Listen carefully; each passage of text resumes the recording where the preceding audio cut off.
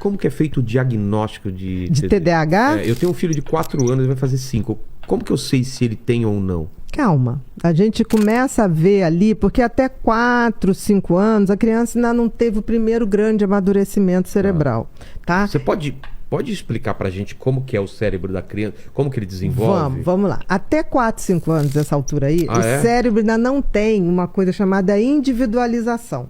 O que significa? Pro teu filho, ele ainda é você, a mãe, a avó, a babá, todo mundo que ele como convive. Assim?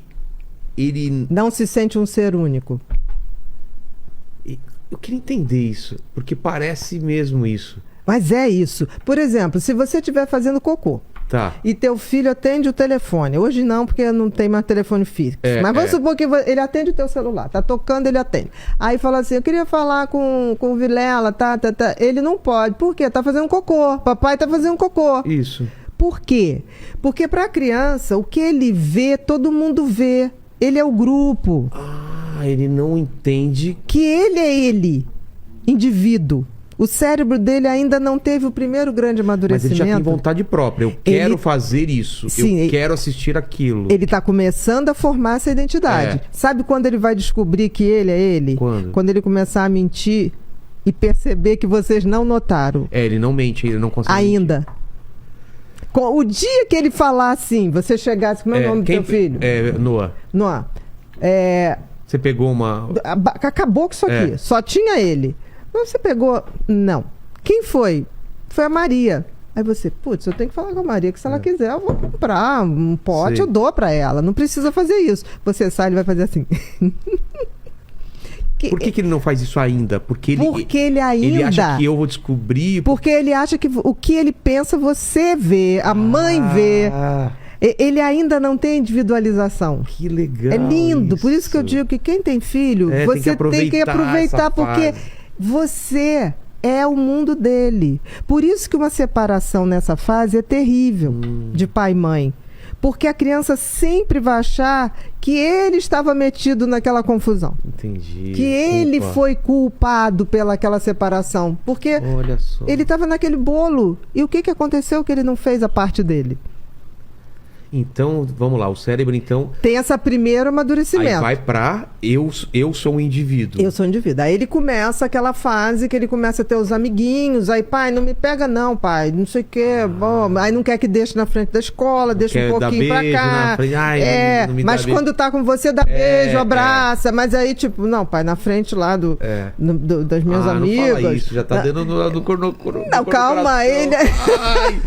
Chegar nessa fase, meu Deus. Aí vai pra adolescência, que é aquela hora que... É separação total. Porque precisa. Porque olha só, faz parte o cérebro ali, ele vai se preparar para ser adulto. Então ele tem que desconectar daquilo que até então era o mundo dele. Entendi. É horrível. Porque ele vai pro grupo. E aí é nessa hora que tudo que o pai e a mãe falar tá errado. E você tem que deixar. Porque depois volta. Porque ele tá querendo ser aceito por um grupo. Porque ele precisa validar que ele pertence a algum grupo. Entendi. A questão é que hoje nós temos grupos muito nefastos. Isso que é o grande problema, né? Perigo, né? Então, o grande barato, eu falo para os pais, seleciona um grupo bacana pro teu filho, traz na tua casa, vê quem são os bacanas. Exato, né? Traga mais. Né? Porque hoje as crianças são levadas para uma festa, os pais deixam lá, pegam 3 horas depois. Antigamente a gente ia pra festa, levava as crianças e ficava vendo. Claro. Aí a gente via qual era o coleguinha que mandava melhor, né? Que tipo assim, era cuidadoso com a outra criança. A gente hoje desconectou disso, né? Então assim, para você dizer que uma criança tem TDAH, aí nesse primeiro grau de amadurecimento, você tem que ver uma inquietação maior. Ele fala numa velocidade que você entende porque você é teu filho. Mas se alguém for falar, não entende nada que ele tá falando. É porque durante muito tempo você sabe se ele quer água. Você sabe tudo. Agora, ele vai falar com alguém, ele vai pulando as palavras e a mãe sabe, todo mundo sabe. Mas o coleguinha fala assim, entendi nada que você falou. Porque a velocidade do pensamento dele é muito maior do que a capacidade de expressar a fala. Isso em relação à fala, em relação a Escrita ações, pior ainda. atividades. E na atividade, o que acontece? A inquietação não deixa ele esperar numa fila, aí ele começa, tipo assim, é mal educado. Ele no jogo, quando perde, tipo, não quero mais jogar. Eu vou sair. Porque aí ele já quer ir para outra brincadeira. Então, o que acontece? Aí você vai ver que ele é mais inquieto, a velocidade, ele esquece as coisas. Então, ele, tipo assim, ele deixa a mochila num lugar e vai embora, o celular no outro, entendeu? Então, aí depois vem a impulsividade. Por que impulsividade? Porque ele também não filtra o impulso. Então, às vezes, ele fala uma coisa com você, depois ele se arrepende profundamente. Então, por exemplo, uma criança TDAH adora bicho. Quando ele machuca um bicho, nunca é por intenção. Às vezes ele está fazendo uma brincadeira. Está banado. Aí, quando ele machuca o bicho, ele fica arrasado. Você vê a criança chorar, assim, de tipo, eu não queria. Mas é bem diferente de outro tipo de funcionamento. Essa hiperatividade, ela também... É mental. Não é física? Existe a condição sine qua non para você ter um TDAH, é hiperatividade mental. Excesso de pensamento. Numa velocidade maior. Agora, existem casos que você acompanha a hiperatividade mental com a física. Nos meninos predomina esse tipo, né? A mental com a física. Nas meninas, entre aspas, predomina o desatentivo puro, que é só hiperatividade mental. Aquela criança que está na aula, não dá trabalho nenhum para o professor, mas em compensação viaja o tempo inteiro, né? Então, mas a maioria hoje é combinado. Tem tanta hiperatividade, porque os estímulos são muito grandes. Aí tem uma opção de criança que não era TDAH, aí vamos supor, numa determinada época, virou. Não se vira. O TDAH legítimo... Já é. Já é. É um tipo de funcionamento cerebral.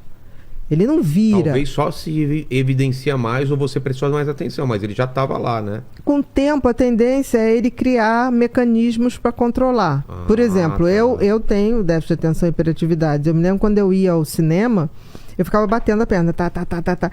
E as pessoas olhavam para trás e eu não entendia porque tanta gente olhava para trás. Aí um dia, o meu primeiro marido chegou, Ninha, porra, não dá, cara. Um dia eu vou apanhar aqui, porque as pessoas olham, mas o que eu tô fazendo? Esse movimento... Eu fazia aí, e por quê? A inquietação das pernas. O excesso de pensamento é o maior que descarrega na perna. Então, por exemplo, se você me encontrar numa coisa, eu me acalmo agitando a perna, balançando a perninha. Perninha nervosa. É uma forma de extravasar. Então. É uma forma de extravasar o excesso de pensamento, de atividade elétrica. Já que não necessariamente é uma coisa ruim, como a gente usar isso pro bem da criança ou do adolescente? O que faz? Eu acho que existe uma coisa. Eu acho que existe uma coisa, toda vez que eu explico para uma criança que ele tem na cabeça, se ele for mais de campo, eu falo que ele tem um cavalo maravilhoso, mas que é indomável. Entendi. E que ele vai ter que domar o cavalo. Ou se for mais de máquina, eu digo que você tem um motor de Ferrari.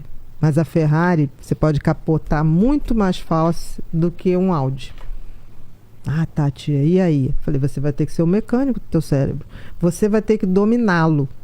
Isso ajuda demais. Porque, assim, eu nunca trato se não tem sofrimento. Se a criança não está sofrendo por alguma coisa, se sentindo inferior, se sentindo burro, eu não trato. Se a criança chega para mim, tia... Sou feliz assim. Eu sou feliz, tá tudo direitinho, só minha mãe que reclama. Aí eu oriento os pais, tipo assim, vamos fazer atividades que melhorem, vamos fazer neurofeedback, que é um treinamento. O neurofeedback nada mais é do que ligar o cérebro da criança no computador, programar uma série de joguinhos que vai fazer com que ela comece a dominar o seu cérebro através das ondas elétricas do cérebro. Então, para a criança é muito lúdico. Porque ela é uma ginástica cerebral. Então, assim, para a criança, em geral, elas adoram fazer esse tratamento. E que funciona mesmo. Tá. Agora, se é uma coisa que a criança está mal, me sinto burro, não sei o que lá, a gente faz medicação. Não acompanha, a gente faz medicação, porque é uma mudança. Quando você acerta a medicação, você não... É químico, então? É químico, porque a dopamina é química. Porque o que faz funcionar o lobo frontal é a dopamina.